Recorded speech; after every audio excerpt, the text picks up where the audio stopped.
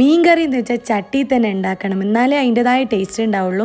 ഇന്ന് എനിക്ക് കുറേ മീൻ കിട്ടിയിട്ടുണ്ട്. അതിൽപ്പെട്ടതാണ് കുഞ്ഞിമത്തി. 1 കിലോൻ്റെ മേലെ ഉണ്ട്.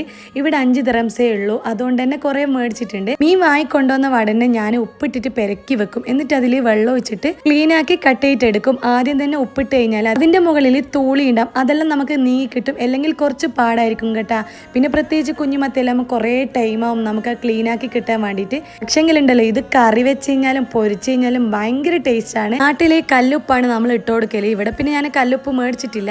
പിന്നെ നമ്മൾ മീൻ മാർക്കറ്റിൽ നമുക്ക് കട്ട് ചെയ്തിട്ടും തരും. എല്ലാ മീനും കട്ട് ചെയ്തിട്ട് തരും കേട്ടോ. 5 ദിറംസിന്റെ ഉള്ളിലേ ആവുള്ളൂ. പക്ഷെങ്കിലുണ്ടല്ലോ, ഞാൻ അധികം കട്ട് ചെയ്യാണ്ടാ വാങ്ങല്. എൻ്റെതായ രീതിയിൽ എനിക്ക് കട്ട് ചെയ്യാമെന്ന് വെച്ചിട്ട് നമുക്ക് ഫുള്ളായിട്ട് എടുക്കണമെങ്കിൽ അങ്ങനെയും ചെയ്യാം. മീനെല്ലാം കട്ട് ചെയ്ത് കഴിഞ്ഞാൽ ഒന്നും കൂടി ഉപ്പിട്ടിട്ട് നന്നായിട്ട് കഴുകി എടുക്കണം.